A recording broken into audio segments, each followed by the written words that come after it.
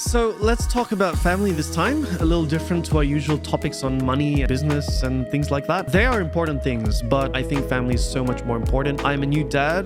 My wife's given birth to our first child, and it's made me realize more so than ever how important it is to be a good parent for the child and give what's best for the child. I think it's a universal statement. Every parent wants what's best for their child. I have not met a single mom or dad that at the core hates their child and wants bad things for the child. It just doesn't happen, right? So every parent, I believe, has the intention of giving what's best for their child, but it doesn't translate to the outcome they want actually happening. I mean, even if you look at the extreme side, like, abusive parents, alcoholics that, beat up their kids, I don't think they have bad intentions. It's just that their environment, the things they are exposed to, and then what they give onto the child is just what they're familiar with. And that's the key. As a parent, if we don't consciously make an effort to learn and evolve into a good parent, as a parent, we are limited by whatever it is we are familiar with and what we've experienced. And usually it's the case that either we do the same things that we were exposed to. So if we had an abusive dad or mom or whatever,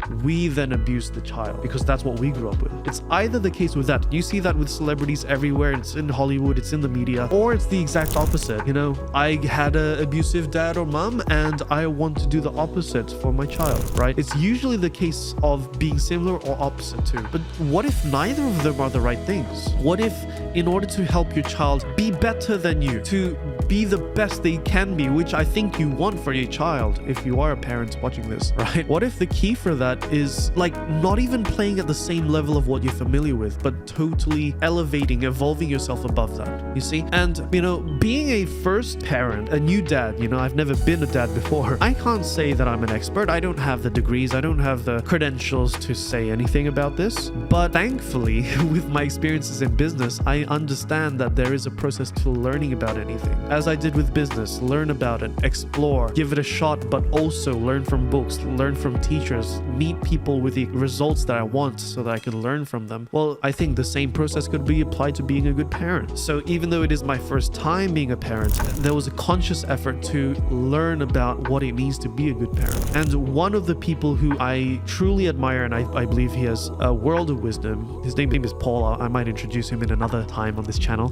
He introduced me to a very, very good book. I believe it's a very crucial one for every parent. It's called Magical Child by Joseph Chilton Pierce. It is a very, very big, deep book. So I'm not going to talk about the whole thing here in this video. I just want to focus on one thing. How does a child develop intelligence? Have you thought about it? Because I have. Before the child was born, I was like, should I play Mozart while the baby is in the mother's belly? Should I expose that child to maths and diagrams and illustrations and, abstract concepts when it's still 3 years old so that it has a head start amongst its peers? Should I show the child what it means to be a hardworking, dedicated, and motivated person by working really hard and always being busy so that she can learn by example? Should I do that?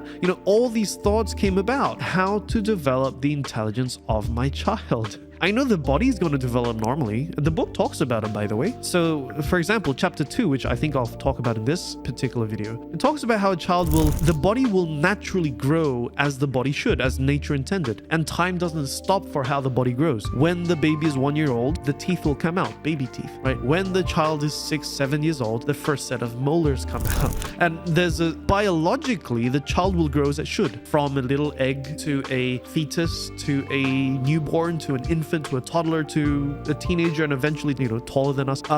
Does the mind grow naturally like that as well? The book argues that yes, it does if done appropriately, okay? Chapter 2 talks about this idea of the brain shifting from known to unknown, and he calls it shifts between matrices, okay? So when I hear the word matrix, I instantly think of the Hollywood movie Matrix, Keanu Reeves dodging bullets, right? And then when I think about it even more, I think about like Andrew Tate and how he markets the living hells out of, you are stuck in a matrix, you have to get out of the matrix, you are a slave to the globalist system and you have to unplug yourself the same way Neo did, blah blah blah, right? So I think it's not just me, but I do believe a lot of people have their perspective on this word matrix to mean something bad, something like this thing that's trying to control you, when actually we live our entire lives going from one matrix to another. The word matrix itself means womb. It's a Latin word. word. It means womb, the mother's womb. And from the word matrix comes other very beautiful words like mother, matter. The substance of everything around us is matter, mater, maternity, very feminine words that all mean substance of life, the source of energy, the source of life, the source of possibilities, right? It all comes from this word matrix. And so, by the way, this is leading to something. I'm not doing a book club thing here, yeah? But it is leading somewhere. We grow from one matrix to another naturally, okay? At 9 months, unless, there's something wrong, that little egg is now ready to be birthed. Okay. And once it's born, it's gone out of this womb matrix. The first matrix is the little womb in the belly, right? And it now has to explore what it's like to be a newborn, a baby that can suck a mother's teat, breastfeed, right? I remember seeing it like, oh my God, it was so cute, right? Like the baby's going, ooh, trying to look for the boob, right? The little nipple. And both, the mother needs to learn how to breastfeed and the child also needs to learn how to suck properly, right? And it is now interacting with the new matrix from the womb before to now the mother matrix. And once it's familiar, it already knows how to do it subconsciously. It doesn't really have to think about sucking boob, right? Now it has the possibility of exploring the next matrix around that, which is the things around that mother, which is the home, the me as a dad. It's not paying much attention to me yet as a dad because it's still exploring the mother matrix, but it will. It, meaning my child, will, right? My child will eventually want to explore what it's like to touch objects in the house, to put things in its mouth, to touch the sand, to etc. etc. And the book expressly states, that a child develops from more concrete concepts in its earlier matrices to more abstract ones as it grows older, right? And imagine you're doing that and then imposing on it things that the child's not ready for. Good intentions but bad content result in reaction from the child, not growth. And what we want is growth. Also related to this is there was one thought from that chapter 2 here we're talking about. It's saying how the body will grow as it should and time doesn't stop for the body's growth. But if the mind is inhibited, meaning it's restricted, it's exposed to a lot of stress and anxiety. For example, like while my wife was pregnant, our dog died. We had a pit bull. We loved it like a child and it died. It got poisoned and it died in the park in Bali, right? We were miles away from it at the time. We were so sad and she was wanting to cry her eyes out and heart out. But the moment she started to express, she instantly told me, oh, no. Our baby says I can't be sad. I have to, hold it in, right? I'm not allowed to express that stress and anxiety because the moment that she does feel that stress and anxiety, her brain will produce hormones. Those hormones will make it to the womb and those hormones will shock the baby. The baby will feel that stress. Even though it's not yet born, it will feel the stress. And when it is in stress, it inhibits its ability to grow. So imagine if you're a pregnant mother and you're in a very hostile and abusive environment. You have a husband that beats you, yells at you, and you're exposed to a lot of stress and anxiety. Is it shocking to you if your child ends up being born with things like, autism, infantile autism?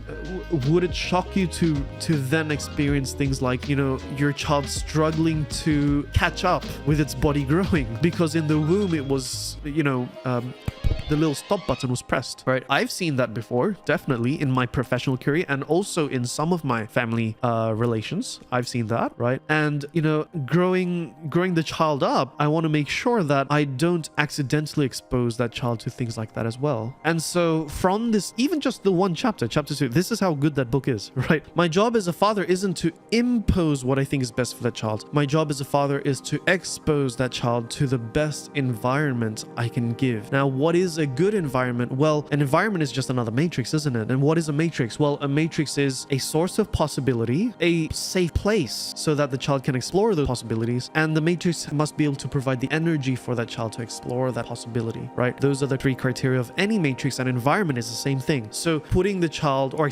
having around the child rather, everything around it so that it has all the possibilities to explore, it can do it safely and has the energy to do so. So why am I where I am now? Why am I surrounded by nature? nature? Why is there all this greenery and ability for the child to, when it's ready, to touch things, taste things, smell things, listen to things, see things, try to chase after things, right? And what would be the opposite of that? Well, it would be sticking the child in a very dense urban jungle with concrete everywhere, with blank walls everywhere, with a lot of people yelling and loud noises and traffic and fumes and pollution and disease and ooh, right? That would be the opposite of giving what's best for my child, the best environment I can for the child. But provided that we are able to give a good environment for the child, I think the child will naturally grow into that environment. The same way its body naturally grows with time, the mind of the child, the intelligence of the child will just naturally develop from its current matrix to the next one, to the next one, to the next one. And our job is simply to provide the environment, the stimulus, the interaction for it. So hopefully that helps. This is one video of many that I will post on this topic. So if you liked it, subscribe to our channel. We have a Telegram community already up and running that aims to nurture a community of people that are like-minded and value things more than just money and business, but family as well, and having the freedom to explore what it's like to have a good family and have a good life that's free from all the burdens that society gives to you. Anyways, you get the gist. If you're interested, just click the link in the description or bio, and I will see you inside that community. See you in the next video. Until then, take care. Bye for now.